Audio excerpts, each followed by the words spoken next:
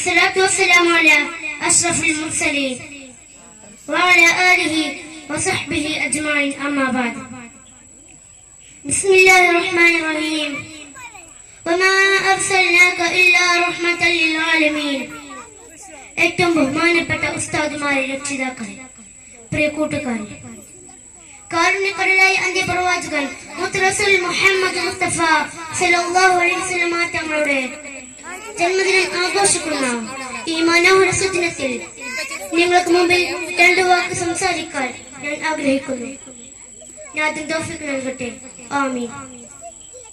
പ്രിയമുള്ളവരെ, ലോകം മുഴുവൻ അധർമ്മത്തിൽ മൂടപ്പെട്ട് നന്മയും തിന്മയും തിരിച്ചറിയാനാവാത്ത വിധം അത് പതിച്ച ഒരു സമൂഹത്തിലേക്കായിരുന്നു വിശ്വഗുരു മുഹമ്മദ് മുസ്തഫ സല്ലല്ലാഹു അലൈഹി വസല്ലം കടന്നു വന്നത്. തൗഹീദിന്റെ അമര ശബ്ദം പാരിലാകെ മുഴക്കതിനാൽ സ്വന്തം നാടും വീടും വിട്ടുപോകേണ്ടി വന്നിരുന്നു ആ പ്രവാചകന്.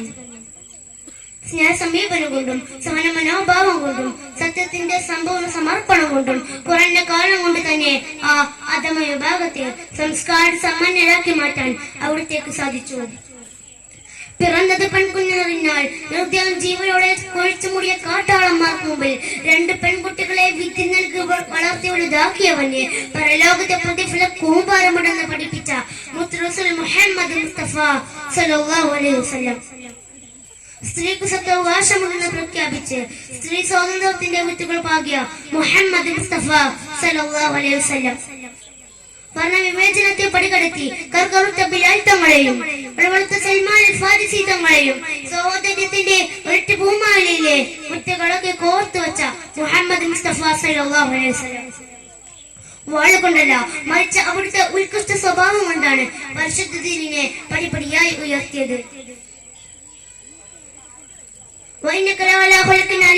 നബിയെ, അങ്ങ് വിശിഷ്ട സ്വഭാവത്തിന്റെ ഉടമയാണ് എന്നാണ് നമ്മെ അവിടുന്ന് പഠിപ്പിച്ചത്. ഇവിടുത്തെ സഹന സാമീപ്യമുണ്ട്, സ്നേഹ വായ്പക്കുണ്ട്. എത്ര പേരാണ് ഇസ്ലാം പുൽകിയത്. നബി സല്ലല്ലാഹു അലൈഹി വസല്ലം തങ്ങൾ യാത്ര ചെയ്യുന്ന വഴിയിൽ എന്നും മലിനമാക്കുന്ന ഒരു ജൂത സ്ത്രീ ഉണ്ടായിരുന്നു. ഒരു ദിനം ഈ പതിവ് ദർശിക്കാതിരുന്നപ്പോൾ നബി സല്ലല്ലാഹു അലൈഹി വസല്ലം ആ പെണ്ണിനെ അന്വേഷിച്ചു. രോഗസ്ഥയാണെന്ന് അറിഞ്ഞപ്പോൾ സന്ദർശിച്ചു രോഗശമനത്തിനായി പ്രാർത്ഥിച്ചു. ആ ജൂത സ്ത്രീ അത്ഭുതപ്പെട്ടു. ഇദ്ദേഹത്തെയാണ് ഞാൻ ഇത്രയും നാൾ ബുദ്ധിമുട്ടിച്ചത്.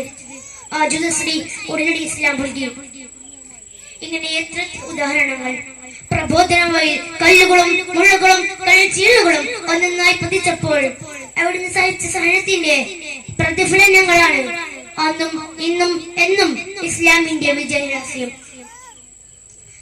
അതുകൊണ്ട് തന്നെ നമുക്ക് സത്യസരന് സമ്മാനിച്ച ആ പ്രവാചകനെ സ്നേഹിക്കൽ നമ്മുടെ ഓരോരുത്തരുടെയും ബാധ്യതയാണ്. ഞങ്ങളുടെ മാതാപിതാക്കളെക്കാളും സന്താനങ്ങളെക്കാളും മറ്റു സർവസത്തേക്കാളും എന്നെ പ്രിയം വെക്കുന്നത് വരെ ഞങ്ങളെ ഒരാളും പൂർണ്ണമുക്തിയാവുകയില്ല എന്നാണല്ലോ നമ്മെ അവിടുന്ന് പഠിപ്പിച്ചത്. ഈ വാക്കിനെ അന്വർത്ഥമാക്കിയാണ് സഹാബികളും താബിയങ്ങളും ജീവിതത്തോണിഞ്ഞത്. കൊലക്കാരൻ മുമ്പിൽ പോലും സ്നേഹത്തെ ബലിയർപ്പിക്കാത്ത ഉപേക്ഷിതങ്ങളും തിരിച്ചലങ്ങളെ അപ്പടി അനുധാവനം ചെയ്ത ഇബ്നു ഉമർ തങ്ങളും നബി സല്ലല്ലാഹു അലൈഹി വസല്ലം തങ്ങളുടെ വഫാത്തറിഞ്ഞും അവിടുത്തെ കാണാതനായ ഞങ്ങൾ എനിക്കെന്തിന് എന്ന് പറഞ്ഞുകൊണ്ട് കണ്ണുകൾ കുത്തിപ്പൊട്ടിച്ച അബ്ദുല്ലാഹ് ഇബ്നു സൈദ് തങ്ങളും സ്നേഹത്തിന്റെ ഒളിമങ്ങാത്ത ഓർമ്മകളാണ്. പ്രിയരെ, ആ പ്രവാചക തിരുമേനിയെ സ്നേഹിച്ചും പ്രകൃതിച്ചും അവിടുന്ന് കാട്ടിയ മികച്ച വഴിയിലൂടെ മുന്നേറാൻ ഞാൻ അതിന് നമുക്ക് തൗഫീഖ് നൽകട്ടെ. അസ്സലാമു അലൈക്കും വറഹ്മത്തുള്ളാഹി വബറകാതുഹു.